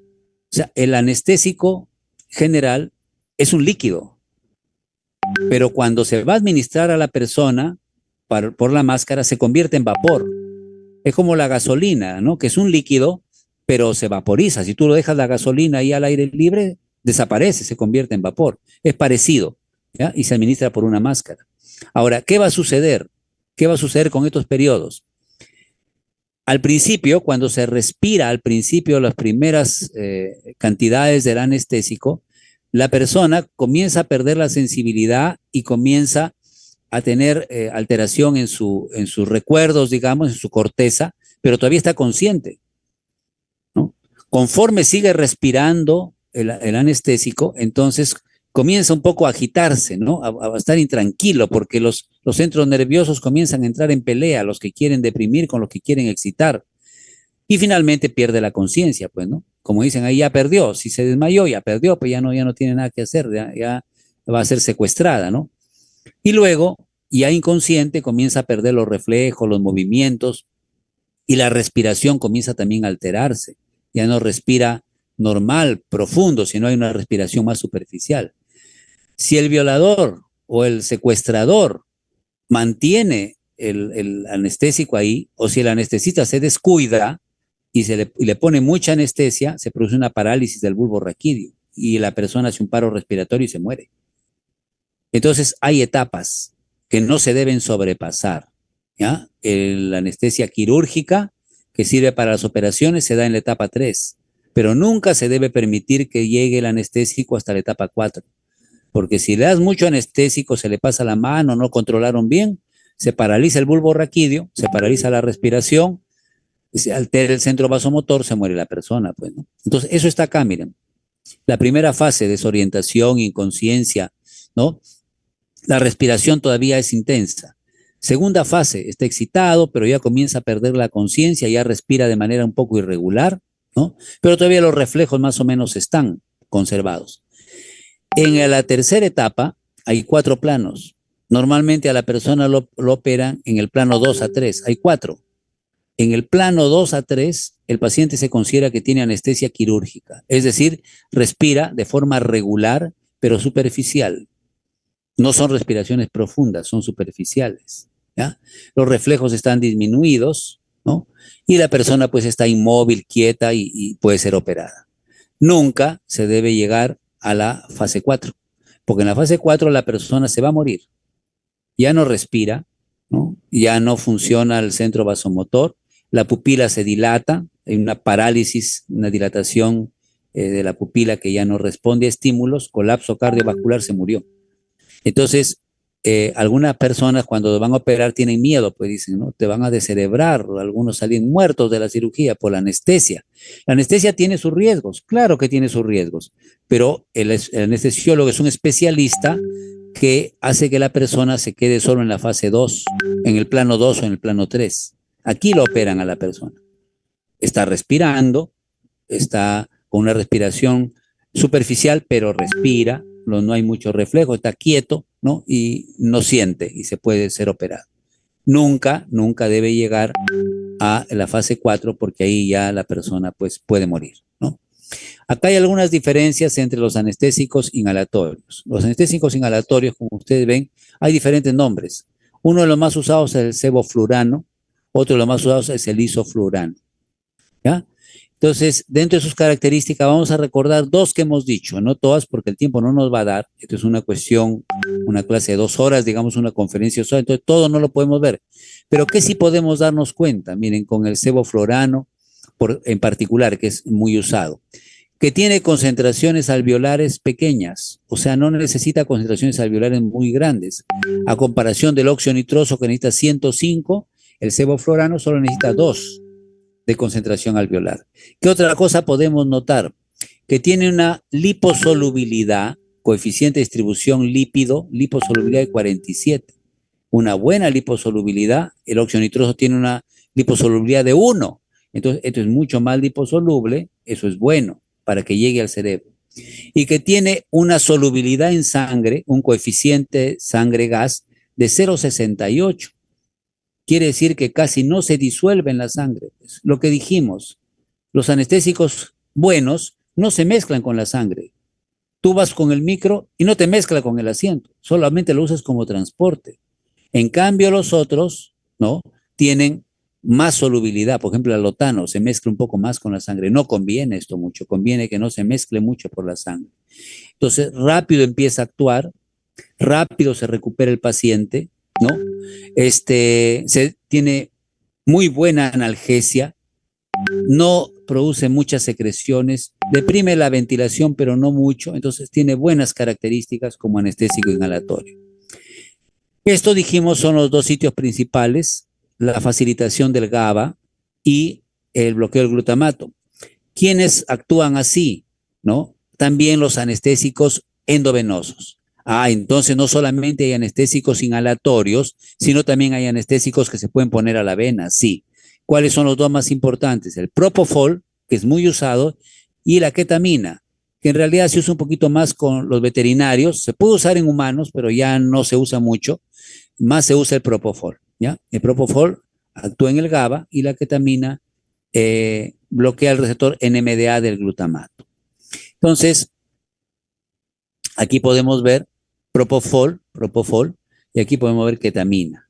Ya vemos que generalmente deprimen casi todas las funciones, ¿no? Deprimen tanto el funcionamiento del sistema nervioso, como la respuesta al CO2, como las respuestas vasomotoras, casi todo es deprimido por el propofol, por el tiopental, que es otro, y la ketamina tiene la ventaja que deprime menos la respiración y las funciones vegetativas, mantiene la presión arterial. Por eso a veces se usa en personas, ¿no? Se usa más en animalitos en la actualidad, pero a veces para mantener la presión arterial y cuando no hay otro anestésico, se usa en personas. Muy bien, hacemos un paréntesis de 5 minutos y continuamos con el siguiente tema de la farmacología del sistema nervioso central. Listo, doctor.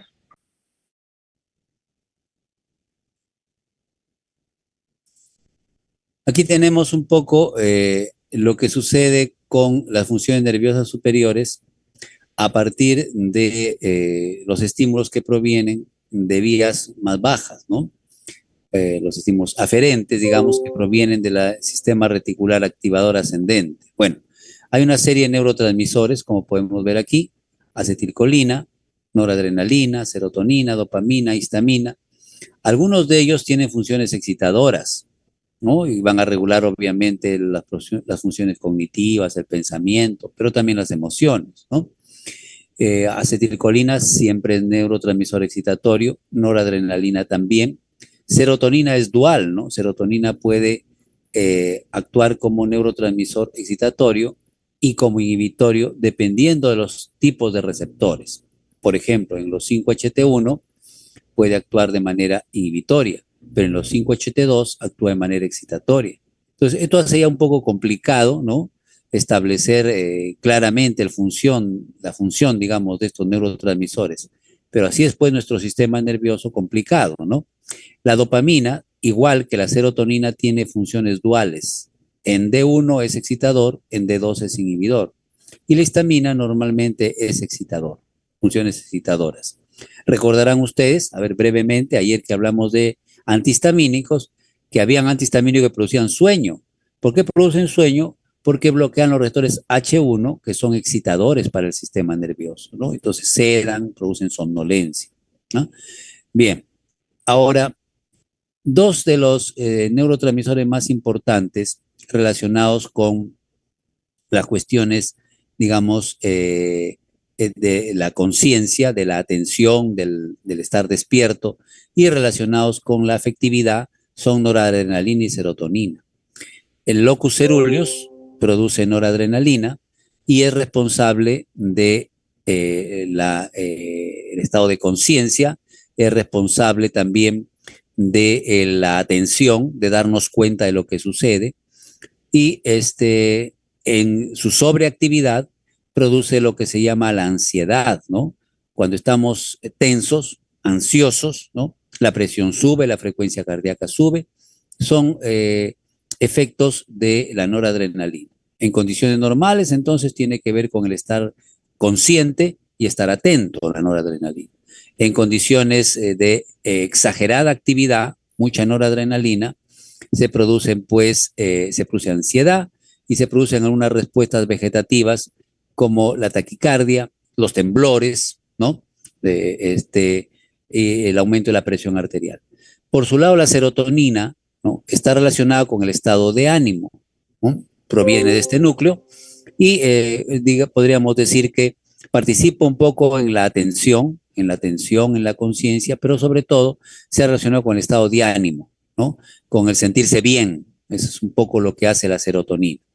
El exceso de actividad de la serotonina puede dar lugar a comportamientos, como dice acá, defensivos, ¿no? A sensación de que el entorno es amenazante, que te quieren hacer daño, o a cambios bruscos en el estado de ánimo, ¿no? De estar contento, pasar a estar deprimido, ¿no? De llorar sin causa, más o menos son algunas relaciones que tiene la serotonina. Entonces, en general, regula el estado de ánimo, colabora un poco con el estar atento, ¿no?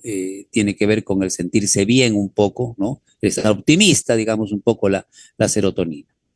Hay una interrelación que podemos ver aquí entre las diferentes neuronas. Podemos ver que esta es la neurona posináptica y que está sujeta a la acción de las neuronas que liberan noradrenalina, ¿no? Que la excitarían, que le dicen que uno debe estar despierto, a la neurona serotoninérgica, que mantiene el estado de ánimo, digamos, y a la neurona dopaminérgica, que también tiene que ver con la atención un poco y la conciencia, ¿no? Entonces es más o menos así que se regula la neurona posináptica, ¿no? Cortical, está sujeta a la regulación de las tres vías. Ahora, estas vías también se regulan entre sí, ¿no? La neurona dopaminérgica puede regular la actividad de la neurona noradrenérgica, por ejemplo, ¿no?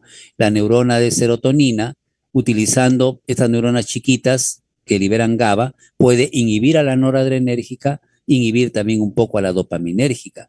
Un poco que el control, digamos, la tiene principalmente la neurona serotoninérgica. Es como que la que regula el estado de ánimo es un poco la neurona, un poco maestra, podríamos decir, ¿no?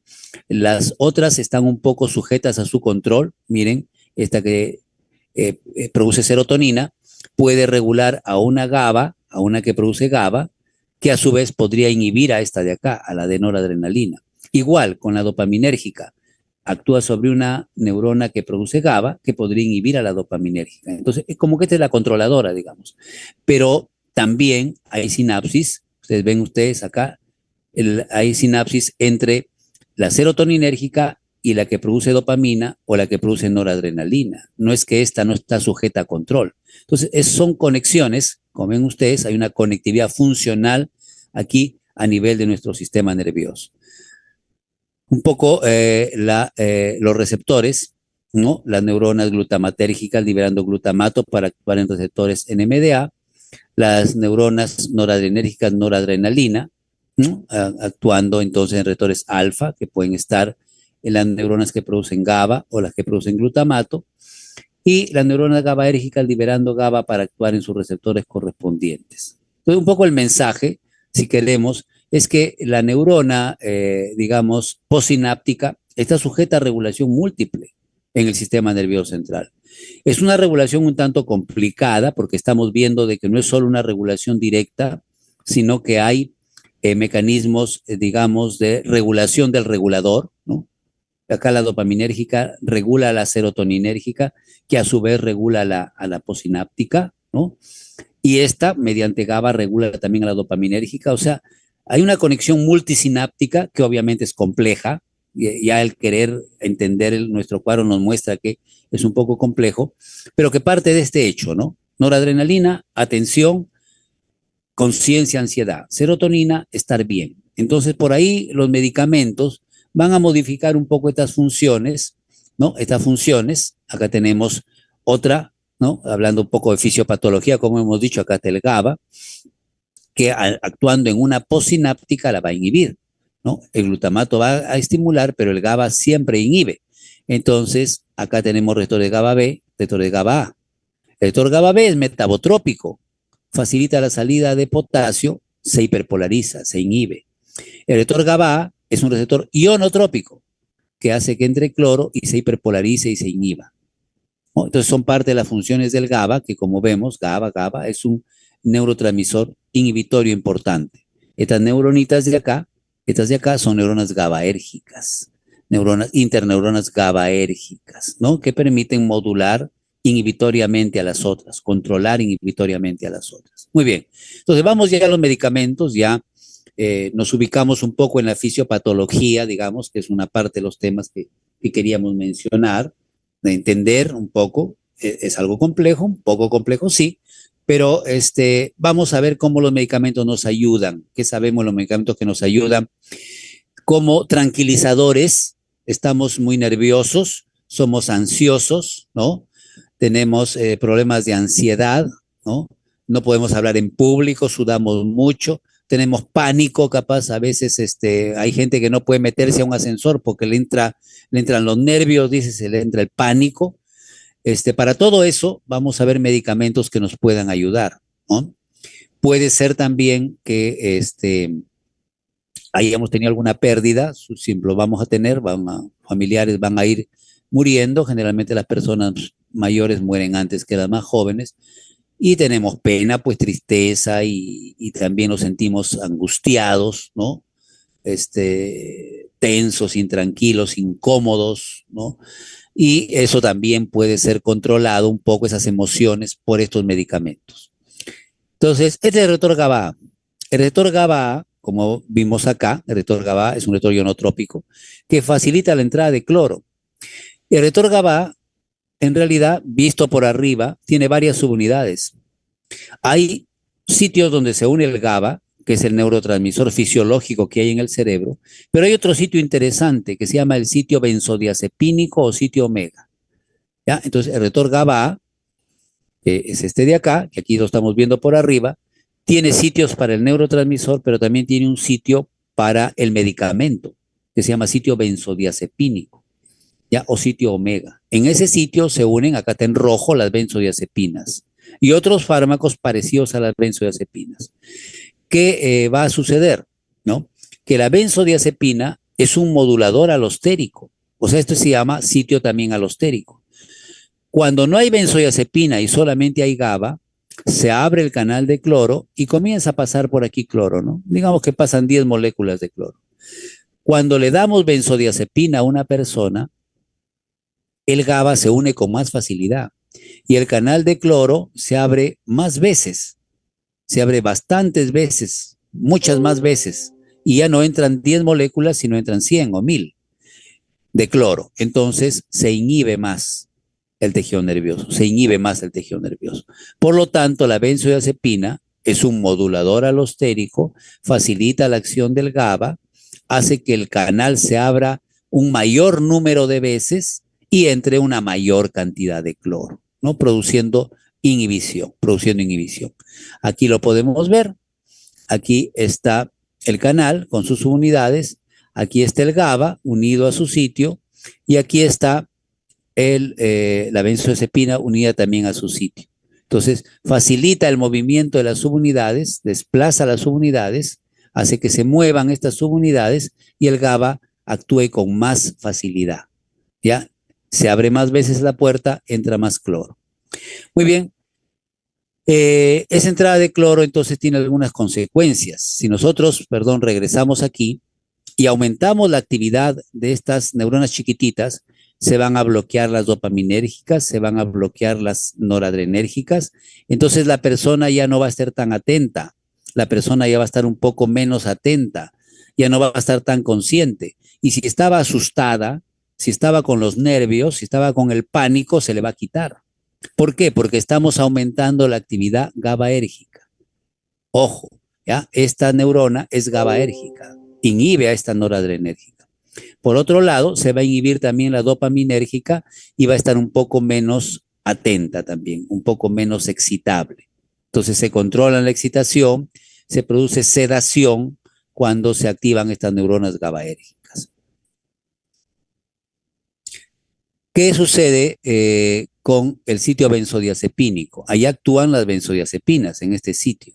Pero puede ser que una persona tomó muchas benzodiazepinas. Y les voy a contar como que nos despertamos un poquito, un caso real que siempre lo cuento, es verdad, y quizás se ha repetido y se seguirá repitiendo, ¿no? Una alumna de medicina, una chica, así como usted es alumna de medicina, escuchaba la clase y recordaba que las benzodiazepinas y que no sé cuánto, ¿no? Entonces, eh, dijo, ¿las benzodiazepinas pueden causar la muerte? Normalmente no. Ojo a la figura. Las benzodiazepinas pueden causar sedación, o sea, tranquilidad. Pueden causar sueño, de hecho, causan sueño, pero no causan anestesia general, o sea, la persona intoxicada con benzodiazepinas generalmente sí siente, no puedes cortarle a una persona, operarla a una persona solo como no se puede, ¿no? Entonces, ni producen coma ni producen muerte, las benzodiazepinas solas. Si las benzodiazepinas se dan junto con etanol, con alcohol, eso se llama pepear, ¿no? Lo pepearon, entonces ahí sí puede ocasionar la muerte. Porque ya son dos cosas que están actuando en el receptor GABA. El etanol junto con las benzodiazepinas potencian demasiado al GABA, abren demasiado el canal, se muere la persona. Y hay otros medicamentos que también lo pueden matar, que son los barbitúricos. Los barbitúricos, que ya casi no se usan, han quedado como anestésicos generales endovenosos. Sí producen sedación, hipnosis, anestesia y hasta la muerte de la persona. ¿Por qué? Porque los barbitúricos no son como las benzodiazepinas. Los benzodiazepinas son ayudantes del GABA. La benzodiazepina es un ayudante del GABA, pero el que hace el chamba, el que hace el trabajo, es el GABA. La benzodiazepina lo ayuda al GABA, pero sola no abre el canal, solamente ayuda. En cambio, el barbitúrico, por acá también dice, ve, barbitúrico, el barbitúrico lo abre el canal con GABA o sin GABA, ¿sí? La benzodiazepina es un ayudante. El barbitúrico abre directamente la puerta, entonces puede entrar tanto cloro que la persona se muere. Ahora, la benzodiazepina es un ayudante, pero si tú lo das con alcohol, por acá está el etanol abre el canal directamente y con la benzodiazepina entra tanto cloro que la persona también se muere. Entonces, esas son las diferencias. Les contaba entonces algo, ¿no? Les decía, esta chica, ¿no? Estaba en la clase, escuchó que las benzodiazepinas no causan la muerte, solas no causan la muerte, muy difícil, tendría que tener la persona una enfermedad de base. Entonces, ¿qué hizo, no? Como su enamorado la había dejado, ¿no? Y los padres se oponían a la relación y por eso el enamorado se apartó, la chica hizo su teatro, ¿no? Porque fue un teatro, ¿no? Se tomó unas cuantas pastillas de alprazolam, ¿no? Alprazolam, que es un tipo de benzodiazepina. Al tomar el alprazolam, ¿qué pasó? Se quedó dormida, bueno, pero la familia no sabía cuánto había tomado, dejó su carta todavía, ¿no? No me dejan estar con el Pepe, me voy de este mundo, chao, mundo cruel, que no sé cuánto. Teatro, porque solamente había tomado 2 o 3 pastillas. Claro, se durmió, pero estaba respirando normal, nada. Lo llevaron al hospital, que no sé cuánto. ¿Cómo se puede saber cuántas pastillas tomó? Se les da un antagonista de las benzodiazepinas. Estas son las benzodiazepinas. El antagonista, acá está su nombrecito, se llama flumacenilo. Se inyecta flumacenilo endovenoso. Entonces, el antagonista lo saca al alprazolam, lo saca la benzodiazepina de su receptor, lo saca de aquí de su sitio y la persona se despierta. Señorita, ¿cuántas pastillas ha tomado usted? 2, 3 creo. A 3, sigue durmiendo. Bueno, eso no te va a pasar nada. Con esas pastillas, lo único que va a suceder es que vas a dormir unas 12 horas, 15 horas, de ahí te vas a despertar, te vas a tu casa. Eso fue todo. Pero este antagonista permite saber, ¿no? Saca las benzodiazepinas y lo despierta a la persona, permite saber cuánto ha tomado, ¿no? En cambio, el barbitúrico no. Marilyn Monroe, que es una artista del cine norteamericano, ¿no? Se suicidó con fenobarbital, o sea, tomó barbitúricos. Ella sabía que se iba a morir. Entonces, sí, tomando esto sí te matas, ¿no? Tomando benzodiazepinas solas, no. Tomando benzodiazepinas y alcohol también te puedes morir, ¿no? Obviamente, te puedes morir. Porque estos dos se potencian, actúan en sitios diferentes del receptor GABA y la persona pudiera morir, ¿no? El receptor para las benzodiazepinas, a ver, ojo rapidito, disculpen, este de acá es de varios tipos, no hay un solo, hay varios tipos, ¿no? Los dos principales son el omega 1, benzoesepínico 1, que se encuentra principalmente en la corteza cerebral, un poco en la vía extrapiramidal y el cerebelo, es el omega 1. Entonces, ese es responsable de la sedación y la hipnosis. ¿Qué sedación? Ponerte tranquilo. La persona a veces nos dice, cálmate, cálmate ya. Es un calmante, es un sedante, ¿no? Disminuye la excitabilidad del sistema nervioso, te tranquiliza y produce sueño. Entonces, ese es el receptor omega 1. Cuando se ocupa el receptor omega 1, produce principalmente efectos sedantes hipnóticos. En cambio, cuando se reocupa el omega 2, que está en el sistema límbico, produce el efecto ansiolítico, o sea, disminuye la ansiedad. Es esa persona que está muy nerviosa, muy tensa, ¿no? Tiene que pedir la mano o hablar en público ante mucha gente, la que suda, transpira, entonces una benzodiazepina puede, actuando en el receptor omega 2, reducir la ansiedad. Lamentablemente le reduce la ansiedad, pero también le da sueño. Si se le va la mano, se va a quedar dormido, ¿no? Entonces tiene que tomar una pastilla que no tenga un efecto muy prolongado ni muy potente, ¿no? Para que esté solamente relajadito nomás, tranquilo, pero nada más. Acá Doctor está, Javier, dime Luis. doctor Javier, en este año sucedió un hecho en Lima, en el Colegio Independencia de la niña venezolana, creo de 12 años, Muy bien, Luis, me acuerdo donde, perfectamente, me sí, acuerdo de perfectamente. Me dijeron que había benzodiazepina, tomado clonazepam. Dijeron que había la sido información, clonazepam. benzodiazepina Sí, amigo, coincidieron. sí, Luis, Sí, Luis, sí, sí, sí, sí, ay, ay, ay, Luis. doctor. O sea, ¿qué benzodiazepina dijeron que fue y que estaban la prueba entre los chicos, veían quién lo tomaba, quién no lo tomaba? Dijeron que fue este de acá, donde está clonazepam, acá está, ve. ¿Se ve? ¿Se ve? Ay, ¿Se ve? Clonazepam. sí, sí, sí, Ahorita doctor. vamos a llegar a eso, Ya, pero ya. nos adelantamos un poco. Falso que fue el clonazepam. Falso que la chica después han hecho la autopsia y eso tenía trastornos neurológicos de base.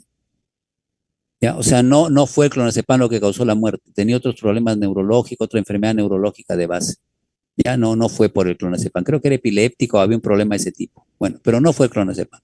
¿Ya? Entonces, ¿qué cosa era esto? Y ahorita vamos a responder la pregunta de Luis. Esto nos muestra que el diazepam se convierte en metabolitos activos. Eso es importante, ¿ya? Entonces, hay medicamentos como el alprazolam o el midazolam, que son benzodiazepinas que tenemos, que usamos, que se hidroxilan y se conjugan y rápido pasa su efecto. No forman metabolitos activos. En cambio, el diazepam, que además tiene una acción de varias horas, se convierte en otro metabolito activo que es el nordazepam y este se convierte en el oxazepam y recién este se conjuga. Eso es fundamental, porque las salvajes, disculpen la expresión, las salvajes de las peperas, ¿qué hacen? Les dan diazepam a las personas o clonazepam con la cerveza, con los tragos. Y no saben que el diazepam no solamente dura mucho, sino que además forma metabolitos activos. Entonces lo matan por las personas. Después aparecen, lo pepearon y apareció muerto. A fulano lo vieron con tal venezolanas y no sé cuánto y se murió. Porque les dan pastillas que tienen una acción muy prolongada, son de acción larga y que además producen metabolitos activos. Pero estas salvajes no saben eso, bueno, entonces simplemente le dan porque es lo que es más fácil de conseguir, el diazepam en pastillas o el clonazepam en pastillas, ¿no? Entonces ese es el problema. Si fueran, aunque sea un poco más estudiosas, entre comillas, ¿no? Les darían midazolam, pues, porque el midazolam, ¿no? Es un efecto más corto, es un efecto corto y no produce metabolitos activos. Entonces, no hay menos riesgo de que con el alcohol se muera la persona. Igual le puede causar problemas, ¿no? Pero menos que el diazepam o el clonazepam. Entonces, hay benzodiazepinas de acción larga, como el clonazepam, acá dice larga, ven ustedes, que ahorita preguntaba Luis, o el diazepam, que también es de acción larga. Acá está, diazepam, lo podemos ubicar, también de acción larga. Entonces, su efecto es muy prolongado. La gente, si alguien toma diazepam para dormir o clonazepam para dormir, ¿no? Lo toma, digamos, a las 11 de la noche, se levanta a las 9 de la mañana con sueño, con la cabeza pesada, parece que tiene una borrachera, porque el efecto es muy prolongado y producen metabolitos activos. ¿Cuáles son entonces más apropiados para dormir? Bueno, para dormir normalmente se usa midazolam, porque midazolam es de acción corta. Lo tomas, digamos, a las 11 de la noche, a las 6 de la mañana ya te pasó el efecto. porque no produce metabolitos activos y tiene vida media corta. Empieza a actuar rápido y dura poco tiempo. Entonces la persona que no puede dormir porque tiene insomnio, porque acaba de perder capaz a su pareja, qué sé yo, por alguna razón válida, pues, ¿no? Está muy triste y además no tiene serie de problemas. Puede usar midazolam para dormir. Y si quiere usar algo para estar, digamos, no estar, estar un poquito tranquilo durante el día, pero que dure más el efecto, puede usar lorazepam. El lorazepam dura unas 14 horas, ¿ya? Si uno toma lorazepam al acostarse, va a dormir bien y se va a levantar un poco sedado, no tan borracho, digamos, como con el diazepam, pero va a estar un poco sedado, tranquilo durante la mañana, por lo menos. Entonces, de acuerdo a la duración, a la vida media, a la duración del medicamento, es que se indica. ¿Ya? Pero eso lo vamos a discutir en otro momento, quizás. La idea es que para dormir, solo para el insomnio, es mejor el midazolam. Es mejor el midazolam. Los otros son de vida media, intermedia o larga, y hay que ver si se necesita un efecto tan prolongado, tan prolongado. Entonces, los principales hipnóticos, el midazolam, y el otro que tenemos es el solpidem. Vida media de eliminación cortita, miren, se elimina en 2,5 horas o en 3,5 horas. Entonces, repito, lo toman a las 10 de la noche, a las 6 de la mañana, 5 de la mañana, ya pasó el efecto. Duermen como un bebé, digamos, y se despiertan tranquilos, sin resaca. Esa es la ventaja. Todos estos medicamentos producen sedación, somnolencia y a veces trastornos de la coordinación. Es igual que si tuviera borracho. El borracho no debe manejar. El que está usando benzodiazepinas tampoco debe manejar o hacer cosas que requieran coordinación fina, ¿no? Va a haber descoordinación. Se puede administrar intravenoso, se usa diazepam para controlar las convulsiones por vía intravenosa. Yo les puse ese ejemplo, ¿no? Pero si se inyectan rápido, si se inyectan muy rápido a la vena, disminuyen la presión arterial y deprimen la respiración. Cuando se usan estos medicamentos debe ser por poco tiempo, máximo un mes, digamos, no 15 días. Si se usan por tiempo prolongado, generan tolerancia, quiere decir que tienes que ir subiendo las dosis porque ya no te hace buen efecto, y dependencia. Si no tienes el medicamento, comienza a tener sudoración, comienzan a tener trastornos otra vez del sueño, agitación, una serie de problemas. No deben asociarse con alcohol, ni con anestésicos, ni con opiáceos, eso de la morfina, el tramadol, no, porque deprimen mucho la respiración, peligroso, ¿eh? No se combina un diazepam, digamos, o un midazolam con tramadol, deprime la respiración. Menos con barbitúricos, lo matas al paciente, ni con antihistamínicos. Eso es importante, ¿no? Esto es importante. La gente estaba un resfrío, alguien está con resfrío y toma pues su panadol antigripal. ¿Qué hay en el panadol antigripal? Hay clorfenamina. Entonces hay un antihistamínico H1 que va a producir sueño. Por eso esos antigripales dan sueño, varios de ellos dan sueño. Si tú tomas eso y ingieres alcohol, te vas a privar. Si tú tomas eso y tomas una benzodiazepina, es como pepearse, te va a dar mucho sueño. Entonces hay que tener cuidado con esas combinaciones. ¿Ya? Bien, entonces, para responderle a su compañero, lo que dijeron es que había tomado clonazepam, pero se encontró que eso no es cierto. Se hizo el dosaje, probablemente tomó la pastilla, pero eso no lo mató. O sea, es muy difícil que una sola tableta de clonazepam mate ni siquiera un niño, ni siquiera un niño pequeño. ¿Ya? O sea, una tableta que viene de 2 miligramos de clonazepam, si lo toma un niño, digamos, pues de 5 años, que es un niño ya chico, ¿no? Se va a dormir profundamente, quizás, ¿no? Va a estar ahí dormido varias horas, mediodía quizás, y luego se va a despertar medio atontado y nada más. Es muy difícil que una chica como esa que tenía 12, 13 años, creo, por una tableta de clonazepam se haya muerto. Es muy difícil. Aparentemente lo que ha sucedido ahí es que la chica sí puede haber tomado el clonazepam la mitad, lo que sea, pero tenía un problema neurológico de base, ¿no? Entonces, algún tipo de epilepsia, me parece, no recuerdo, yo vi algo sobre la autopsia que le hicieron, y esa ha sido la verdadera causa de muerte. No es eso que hay que tomar el clonazepam, que no sé cuánto. Igual no hay que tomarlo, ¿no? Porque produce sedación, pero produce también hipnosis, sueño, y no tiene mucho sentido estar tomando una pastilla de estas, no hay ninguna sensación especial de tomar un medicamento de estos. Más bien puede alterar la memoria, ¿no? puede alterar un poco la cognición, a veces generar pesadillas en algunas personas sensibles, por ahí no tiene mucho sentido tomar un medicamento de estos, ¿ya? Bueno, vamos a hacer lo siguiente, ya por cuestiones de tiempo, ahora sí nos ganó un poquito el tiempo. Vamos a avanzar con la parte inicial de los anticonvulsivantes y lo culminamos mañana, ¿ya? Entonces culminamos mañana anticonvulsivantes y trataremos de regular el tema de mañana para poder también completar. Anticonvulsivantes es un tema importante, neurológico, entonces tenemos que hacerlo sí o sí. Vamos a terminar más o menos a la 1:05 para no pasarnos mucho este tema de anticonvulsivantes. Esto todo lo conocen, es el potencial de acción, ¿no? Que depende pues de la apertura de los canales de sodio y luego para la repolarización se abren los canales de potasio, ¿no? Luego se cierran, hay una pequeña hiperpolarización y luego por la bomba sodio-potasio TPasa todo vuelve a lo normal. Pero bueno, lo más importante es que el potencial de acción depende de los canales de sodio. ¿Qué sucede? Que cuando estos canales de sodio y potasio, el que produce el potencial de acción y el que produce la repolarización, funcionan mal, la persona puede tener exceso de excitación en su corteza cerebral y aparecen las convulsiones, ¿no? Aparecen las convulsiones. Una convulsión es una descarga eléctrica gigante, muy grande, anormal, repetitiva, no es una sola, sino son varias, viene una a continuación de otra, que aparece bruscamente, ¿no? Es paroxística y se aparece bruscamente, y que recluta a otras neuronas, de manera que la persona comienza a sacudirse, pues, sus manos, sus piernas, todo su cuerpo, a veces se pone rígido, tieso, ¿no? Y se sacude y luego pasa, es autolimitada porque generalmente dura un tiempo, ¿no? ¿Qué se ha encontrado? Que cuando estas convulsiones se repiten, y hablamos de epilepsia, ¿no? Si una persona le baja la glucosa, si a cualquiera de nosotros ahorita que ya estamos también un poco cansados, creo, nos baja mucho la glucosa, hipoglicemia, podemos convulsionar. Y no somos epilépticos, sino que la hipoglicemia nos ha producido la convulsión.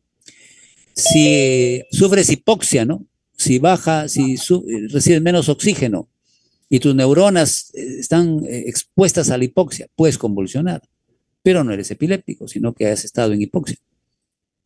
¿Cuándo es epiléptico? Cuando las convulsiones se repiten, ¿no? O sea, son convulsiones que se presentan de forma crónica en la persona. Entonces, las convulsiones crónicas, o sea, que se repiten a lo largo de los meses o los años, eso ya es un epiléptico. ¿Qué podemos ver acá? Ojo, y con esto creo que vamos ya un poco ahí cerrando, estas dos cositas vamos a ir cerrando, ¿ya? Que cuando el canal de sodio está mutado, el canal de sodio está mutado, el canal de sodio dependiente de voltaje está mutado, entra demasiado sodio. Como entra demasiado sodio, cuando sale el potasio, no permite una repolarización completa, porque lo que debe pasar es que entra el sodio y hay una despolarización, y luego sale potasio y hay una repolarización. Pero si entra demasiado sodio y no se va hasta más 30, si no se va hasta más 100, digamos, ¿no? Si entra demasiado sodio, así salga el potasio, no se va a repolarizar bien. Entonces esta neurona va a estar excitable y va a volver a despolarizarse una y otra vez, potencial de acción, potencial de acción. Esto es epilepsia, convulsión y epilepsia. Es un tipo de epilepsia que se llama la epilepsia febril, con convulsiones por fiebre. Esto se da en algunos niños que les sube la fiebre y convulsionan. Es una canalopatía, es una mutación de un canal de sodio. ¿Y qué pasa acá? La mutación está en el canal de potasio. ¿Qué está sucediendo acá? El canal de potasio está dejando salir mucho potasio. Ah, pero esto es bueno, pues cuando sale el potasio se hiperpolariza, o sea, se inhibe un ratito. Si este canal de potasio está siempre dejando salir potasio, va a comenzar a amontonarse el potasio acá. Entonces, cuando la neurona se despolarice y el potasio quiera repolarizarla, el potasio no va a salir, no va a poder salir bien. ¿Por qué? Porque está amontonado afuera. El potasio sale porque está adentro, es un ion intracelular. Pero si se acumuló afuera, la repolarización no va a ser buena. Si el potasio está amontonado afuera, cuando el canal se abra, el potencial no va a bajar hasta aquí, el potencial se va a quedar por acá. ¿Por qué? Porque no va a salir suficiente potasio. Y no sale porque está afuera. ¿Y por qué está afuera? Porque el canal está mutado. Está mutado. Entonces hay una repolarización incompleta. Eso quiere decir que baja hasta acá pero no llega hasta aquí. Y a partir de acá, otra vez otra punta, otra punta, otra punta, otra punta. Y eso significa convulsión. Eso se encuentra en los recién nacidos que tienen una enfermedad que se llama convulsiones familiares benignas neonatales. El recién nacido nace y comienza a convulsionar y lacta y convulsiona. ¿Y qué pasa con el bebé? ¿Está mal? ¿Tiene sufrimiento fetal? ¿Ha tenido? ¿Se ha lesionado su cerebro? No, hay una mutación, ¿no? Entonces, las epilepsias pueden ser canalopatías, pueden ser mutaciones en el receptor nicotínico, en el canal de potasio, en el canal de sodio, en el receptor GABA-A. Obvio, pues el receptor GABA-A produce neurotransmisión inhibitoria, o sea, sirve para bloquear la excitación de las neuronas. Pero si el canal de cloro GABA-A está mutado, entonces ya no hay inhibición, predomina la excitación. Y hay epilepsias como la mioclónica juvenil, autosómica dominante, dice acá, las crisis generalizadas y febriles, qué sé yo. Entonces, hay muchas epilepsias, no todas, pero hay muchas que son canalopatías, mutaciones en los canales, ¿ya? En el receptor nicotínico, en el sistema nervioso, epilepsia frontal, dice acá, sodio, potasio y GABA, ¿no? Las epilepsias son por mutaciones, por canalopatías, también se llaman criptogénicas o idiopáticas, génicas de gen, ¿no?